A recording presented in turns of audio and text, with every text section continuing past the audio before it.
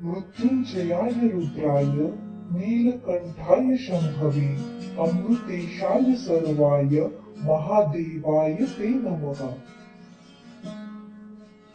नमस्कार मित्रांनो, आज आपण आलेलो आहोत वाघोली येथील वागीश्वर मंदिरात.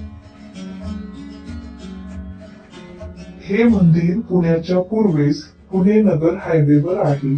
इथे येण्यासाठी पुण्याच्या सर्व मुख्य ठिकाणावरून पीएमटी बसेस उपलब्ध आहेत. इथे पोहोचताच देवासाठी फुले घेऊन सुंदर कमानीतून आपण मंदिर परिसरात प्रवेश करतो. परिसराची स्वच्छता आणि सुंदरता मन प्रसन्न करून टाकते.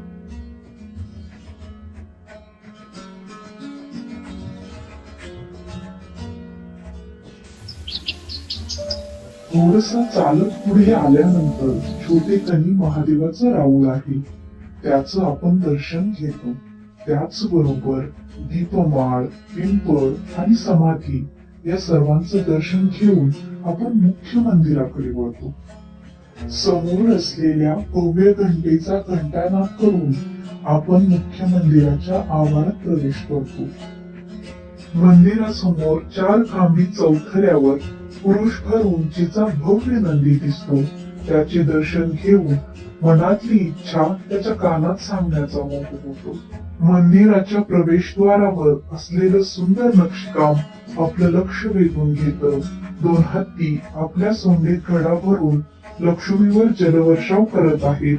हे शिल्प प्रवेशद्वाराच्या सौंदर्यात भर घालते. डाव्या बाजूला गणपती आणि उजव्या बाजूला मारुती यांची शेंदूर लावलेली सुंदर मूर्ती आहे. छोट्याशा द्वारातून प्रवेश करून आपण सभामंडपात येतो. सभामंडपात 12 पूर्णाकृती आणि 20 अर्धाकृती खांब आहेत. तसेच काही देवळे आहेत. आयताकृती आणि वरच्या दिशेला निमुळता होत गेलेला घुमट बघून आपण पितळी कासवाचे दर्शन घेतो. कासव म्हणजे संयमाचं प्रतीक. यानंतर आपण मुख्य गाभाऱ्याकडे वळतो.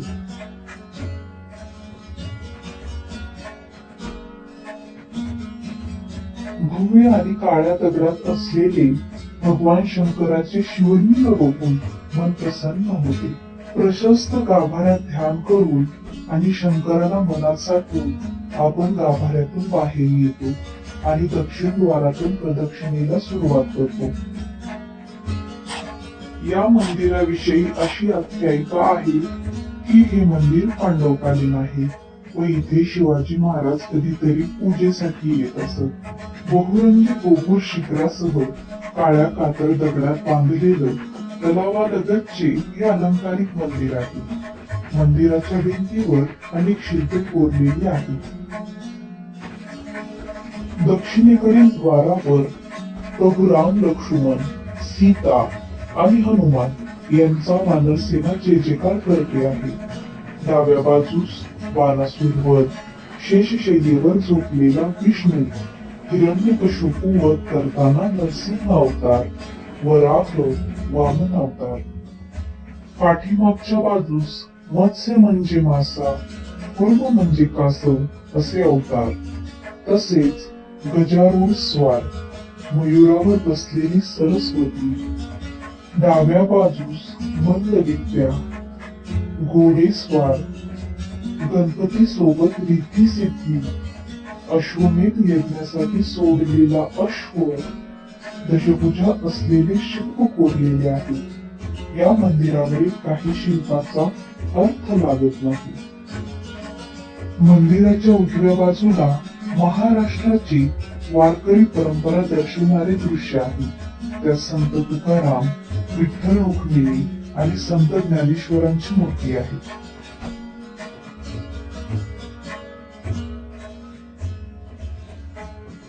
आवारातून बाहेर आल्यावर उजव्या बाजूस आपल्याला बऱ्याच समाधानी दर्शनास पडतात. त्यातीलच एक महत्वाची म्हणजे सरदार पिलाजीराव जाधव यांची. जिजाऊंचे वडील लखोजीराव जाधव यांचे ते वंशज. समाधीचं दर्शन घेऊन आपण आणखी एका देवळाकडे वळतो. हेही देऊळ महादेवाचं आहे. ह्याचं बांधकाम विशिष्ट धाटणीचं आहे. मध्यभागी गोल घुमट आणि चारी बाजूंना 4 मनोरे आहेत. अशाच पद्धतीचे देऊळ वेरूळ येथील घृष्णेश्वर व म्हैसमाळ परिसरात पाहायला मिळतात. इथे बाजूलाच रामेश्वर महाराज शास्त्री यांची समाधी आहे. इथून आळंदी पंढरपूर वारीला रामेश्वर शास्त्री प्रासादिक नावाची दिंडी निघते. समाधीचं दर्शन झाल्यावर आपण विसाव्यासाठी असणाऱ्या नाना नानी पार्क मध्ये थोडा विसावा घेतो.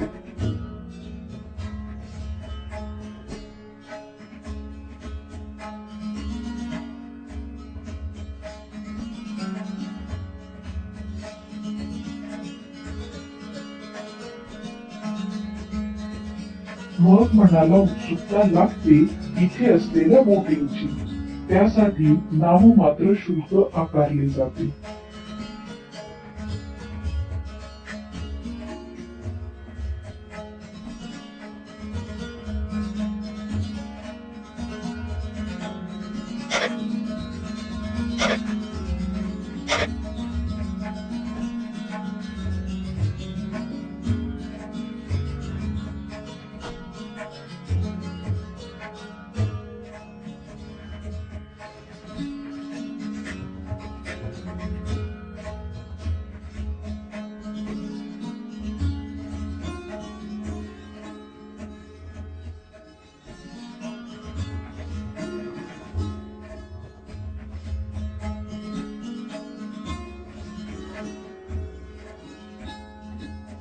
बोटिंगचा मनसोक्त आनंद लुटून पावले घराकडे वळतात.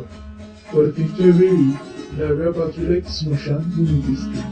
मृत्यू हे जीवनाचे एक अंतिम सत्य आहे, हे ती जणू आपल्याला सांगून जाते.